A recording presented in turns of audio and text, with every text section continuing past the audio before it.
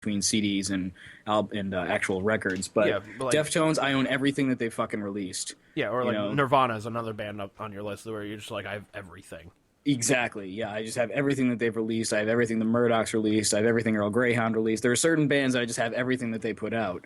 And Chi Cheng actually recorded an entire album with Deftones like shortly before his accident. Like he finished back in 2008. He got into a car accident and was in a coma, and it was called Eros. They finished the whole album, and they've been kind of shelving it ever since, hoping that he'd come out of the coma and that they'd release it and shit. And obviously that's not going to happen now. So hopefully, Eros will still see the light of day. That'd be really cool because that's an entire album that they have shelved, and from what I've heard, it's completely unlike anything they've ever done. I don't know if you're really familiar with their work, but not really. I was never a big Deftones fan. They're usually like a pretty like metal, like sort of a fusion between metal and rap in a way. Very aggressive, like hardcore music kind of. It's almost kind of like an Anthrax kind of thing in a way. Sort of, yeah, a little bit. Maybe a little less intense than that, I guess, in some ways. But they actually did a song with Maynard from Tool. Just to give you an idea of like what kind of style they are. Although from what I heard, like from interviews with the lead singer of the Deftones, apparently Maynard kind of took that over, and it became more like a Tool song than it did a Deftones song. He just kind of came in and was like, "This is what we're doing." It's like, "Oh, okay." If you say so. Yeah, really. Okay, Mr. Sober. But yeah, poor Chi, man, it sucks. In a coma for what, like 5 years, and something like that. Yeah, it's like. I don't know, like, why you keep him in a coma for, like, 5 years, though? It's, like, either, medical science should bring him out of that, or, somebody at one point had to have said, like, look, let's pull the fucking plug on this.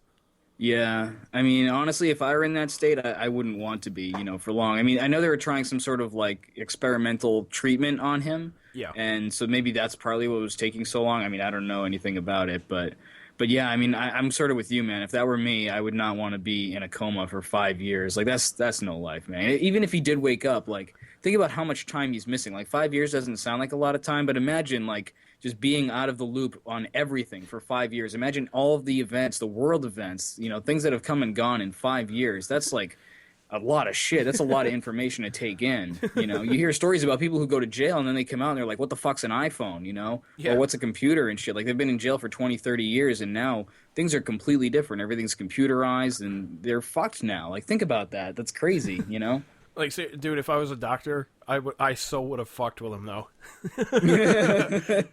What year is it? It's 1842. Huh?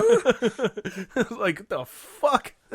You lived through an entire cycle. No, like, just open up the blinds in the hospital room that he's in and just have, like, a whole moving thing of, like, flying cars from Back to the Future, too.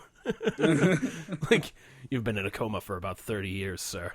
This is why you'll never be a doctor. Yeah, I know. Yeah, it's not the fact that I'm retarded. It's just the fact that I would fuck with the patients.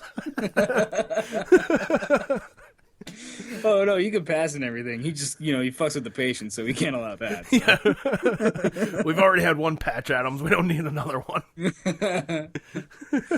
Oh, man.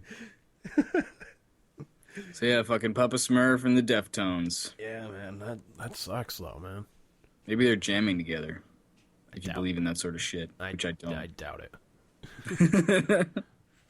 Like, play me if you believe that, then everybody who has ever died before is quote-unquote jamming with everybody else, and that's a lot of people to be jamming together. I just picture there's a lot of people kicking Jerry Garcia's ass in hell right now. But no, like, George Carlin had, like, a whole bit about, like, do you really think people are watching you? Like, I think his last special was, was a lot about death and shit like that. And, do you really think your relatives are watching you and shit? But, seriously, good point. Like, no one really thinks about the fact that, when someone dies, you think about your relative passing away and the other relatives that, might be up in heaven with them or whatever, if you believe that. Yeah. But you don't think about, like, well, what about, like, some random-ass dude who existed back in the 18 or 1600s? Like, what about them and their family? Like, do they have people that are still watching us? Like, you know what I mean? Yeah. Like, think about all the people who have come and gone. Like, do you really think all of those people are watching people? Like, bullshit.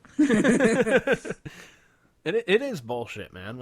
Or what about like animals? You know, when animals pass away, are they watching you and shit? Are they like hanging out together in some sort of like animal heaven and shit? Yeah, no. I don't think my dog Ashley is fucking looking down and just keeping an eye on the new dog Oliver.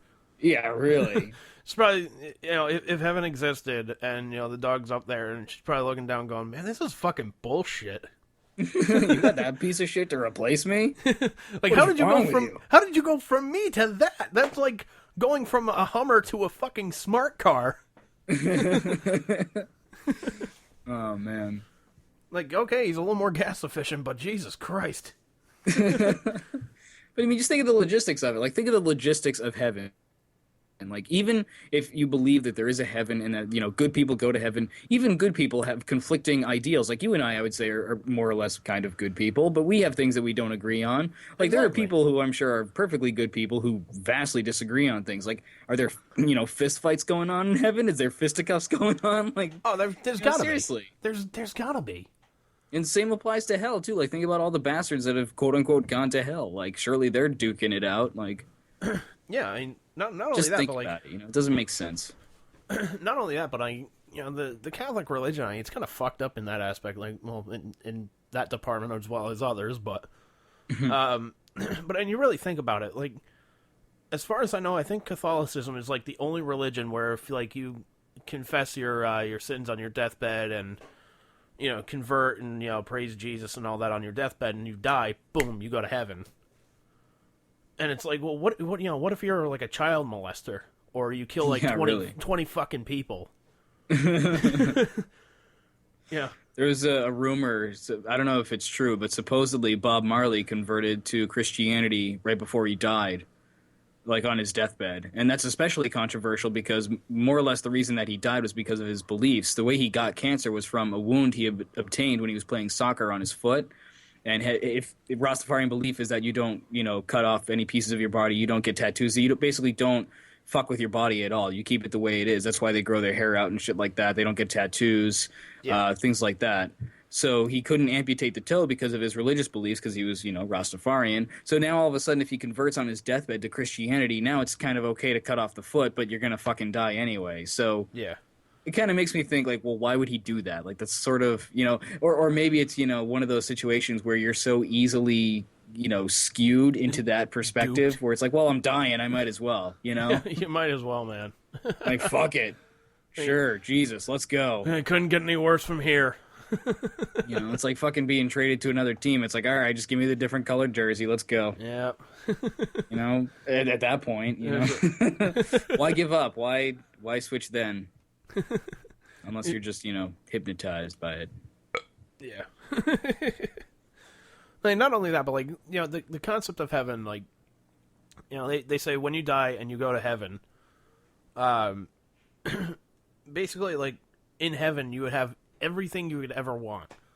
Yeah, it's supposed to be anything that you could ever want. Anything. What if those things that I want are, not things that God would approve of? Yeah, like what if like happiness to me would be like, I'm just using this for an example. Like, what if it was like a huge stack of like, just beautiful naked women, stack of porn magazines, and like a shit ton of fucking heroin?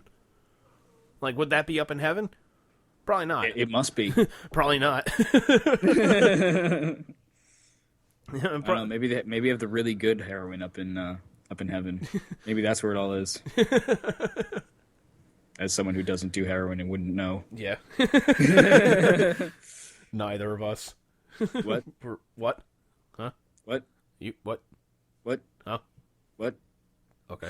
But no, that's a valid fucking point. Like, is that shit, shit that wouldn't be approved of, is that up there? Like prophylactics, for example. Yeah. Shit that you might need as a ghost. Or an angel. Yeah, would you be an angel? Would you be an angel if you go to heaven, or are you just a normal person? I would assume you're just a normal person, right? I don't know. Maybe I don't know how that works, man. I don't know. Like, I didn't really pay attention in the fucking Bible classes and got in trouble a fair share of times, but I don't know if I told you about this, but like one of the first Bible courses I took at Riv, the lady was like, "Okay, I want you guys to draw." A little cartoon about a Bible story, and I want you, add your interpretation to it. So I can just see where this is going. Not good. I'm like, oh, where do I start? So me, having never fucking picked up a Bible in my life, I'm just like, okay, I gotta go with what I've fucking heard, like, pop culture, at least. A lot of people know, the story of fucking Moses and whatnot, like, walking down the fucking mountain, the Ten Commandments, all that fucking horse shit. Mm-hmm. So, I had him coming down a mountain, just swinging a watch, and just saying, these are the 10 rules that God does not want you to break. Like he's fucking hypnotizing people. And I just write down something to the effect of earliest stages of mind control. Oh, man. The teacher's fucking comment was fucking priceless. She pretty much said, why would he want to control people's minds? Oh, my God. I'm just like, would you not? Right over her head. No. That one was close. Almost bitch in the ass. Yeah, you almost got there. You almost. Try a little harder. Yeah, but I was like, okay, I'm kind of being punished for a bullshit assignment, number one. Number two, if it was to add my own interpretation to it, which I did the fucking assignment. You can't fucking penalize me for that. But needless. So you would do things that would push the envelope. I would do things that were just ridiculous. Although your cartoon thing reminds me of something I did in high school with my buddy Neil, where we had to draw like a comic strip. I forget what it was for, but I was so lousy at drawing that I just drew stick figures, and whoever talked raised their hands at the time. So every time someone talked, like both of their arms would be up in the air to indicate that they were the ones that were talking. It was that lousy.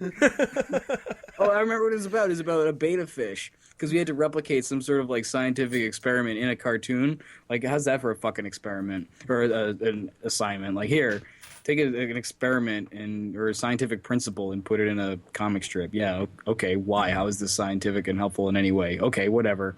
So I did a picture of a beta fish like looking at itself in a mirror and shit, and I drew like eyebrows on it, getting all scrunched up when it got mad. Like, it was the most ridiculous shit ever. Yeah, but just adding emotion to it, which is a good thing, though.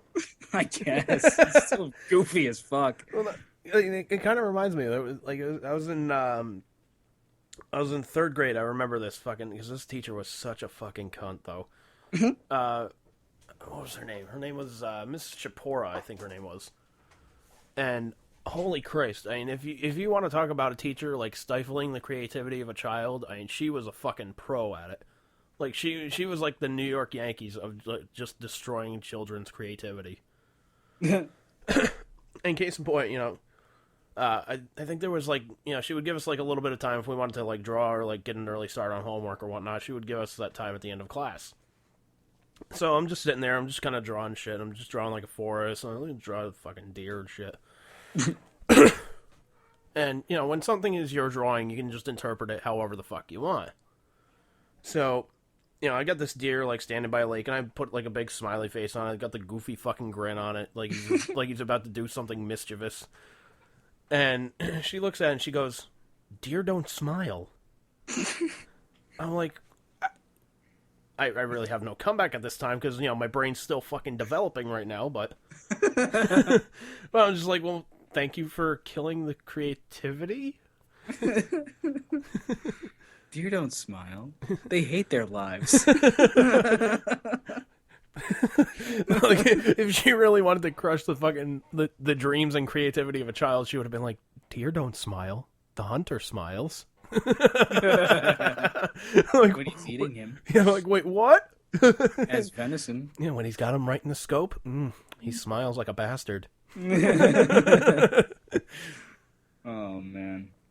But yeah, man, like, when I was young, I pretty much learned, like, there are some teachers out there, like, their sole purpose in life is to kill the creativity of a child.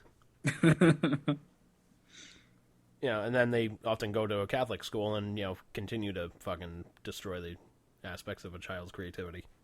I feel like, honestly, I just had kind of lazy teachers. Like, I had one that was a religion teacher in high school that, like, our final project was to basically do a project on like a big like moral topic. Like I did mine on capital punishment, and everybody could or pretty much had to pick a movie to show. Like think about that. You have a classroom of about 20 kids. Each one has to show a movie. Like think about how long you're spending watching movies. Oh yeah, That's a long fucking time. You know what I chose for my movie for capital punishment? Oh, I can only